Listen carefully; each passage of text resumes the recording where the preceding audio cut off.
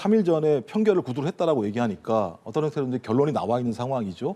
그 이후에 뭐 변동이 있을 거라고 말씀하십니다만 전 적어도 선거기를 결정했다는 측면에서 네. 이후에 변동이 크진 않을 거라고 저는 생각을 합니다. 그렇다고 하더라도 헌법재판소에 있는 재판관들이 그 내용들을 밖으로 발설할 수 없기 때문에 저희는 대부분 다 추정을 할 수밖에 없는 건데요. 경우의 수가 몇 가지가 있는 거죠. 말씀하셨던 것처럼 4대 4는 각하를 얘기하는 건데요. 판단을 거의 하지 않는 거죠. 따지고 보면 이 부분과 관련해서. 네. 그래서 저는 이건 불가능하다고 생각을 합니다. 왜냐하면 각하를 하려면 절차적인 하자를 얘기해야 되는데 절차적인 하자가 4가지 정도의 내용들이 있습니다. 뭐 아까 말씀하신 뭐 내란죄 이런 게 있는데 내란죄를 왜 뺐냐 이런 부분들 같은 경우는 이미 박근혜 전 대통령에 대한 탄핵 심판 과정에서 아무런 문제가 없다고 결정이 났었고 그 외에 뭐 검찰의 수사자료 증거 문제나 그다음에 준용 규정 같은 거 이런 문제 같은 경우는 이미 이민선 재판관과 정영식 재판관이 평의를 통해서 합의된 내용들을 변론 과정에서 공개적으로 얘기를 했습니다. 이건 문제가 없다고 얘기했었고요.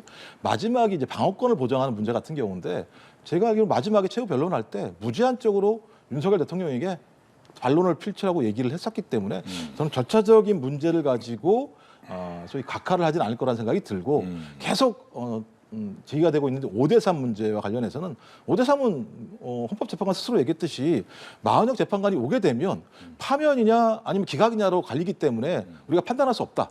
그럼 이제 마은혁 재판관이 와야지만 해결되는 문제이기 때문에 여전히 뭐 한덕수 권한대행이 임명할 생각이 없는 상황이기 때문에 이것도 제가 볼 때는 변수가 아니라는 생각이 들고요. 그렇다면 선고기를 정했다고 얘기하는 건 뭐 만약에 5대3이라고 하더라도 5대3에서 6대2로 갔거나 아니면 6대2에서 7대1로 갔거나 아니면 7대1에서 8대0으로 갔거나 대신 부대 의견으로서 별개 의견들에 대해서는 각자 이런 별개 의견이 있다. 뭐 제가 볼 때 별개 의견이 나온다면 이번 탄핵 선고의 핵심적인 5가지 문제 중에서 마지막 문제인 체포 명단 문제와 관련해서는 저희 명확한 증거 문제가 존재해야 되기 때문에 이 부분과 관련해서는 우리가 좀 더 확증적으로 상황들을 판단해야 되는 거 아니야. 이런 제가 볼 때는 별개 의견이 나올 수 있다고 생각이 듭니다만 네. 나머지 4개 부분은요. 너무나 많은 진술과 너무나 많은 증거와 또 그 증거도 외부의 증거가 아니라 거기에 참여했던 사람들이 자기 입으로 다 얘기했던 것이고 윤석열 대통령이 자기 입으로 다 얘기를 했던 거예요. 뭐 예를 들면 선관위에 내가 병력을 파견하라고 내가 지시했다라고 본인이 얘기를 했고 한덕수 권한대행이 국무회의는 절차적으로 문제가 있다고 다 얘기를 한 상황들입니다. 저는 이런 상황이 있음에도 불구하고 이 문제에 대해서 헌재가 각하를 한다? 제가 볼 때 5대3 불가능하니까요. 저는 각하를 할 거였으면 아예 선고를 아예 기일을 잡지 않았을 거라고 저는 생각을 합니다. 예. 아까 5대 쟁점 얘기에서 이제 하나 정도만 빼고는 다 헌법과 법률에 위반될 만한 내용들이 뚜렷하다.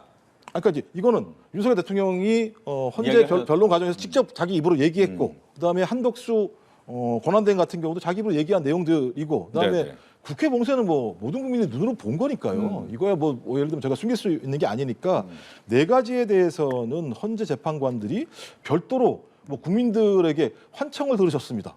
헛것을 봤습니다. 이럴 수는 없는 거 아니겠습니까? 그러면 그것이 중대하지 않다라는 판단을 해야 되는데 저런 헌법 위반 행위를 했는데 중대하지 않다? 그리고 또 하나가 이제 배신 행위인데요. 국민에 대한 이것도 마찬가지입니다만 헌재에서 윤석열 대통령이 얼마나 많은 거짓 진술을 했습니까? 제가 그래도 헌법을 지킬 수와 의지가 없다라고 판단할 가능성이 매우 높습니다.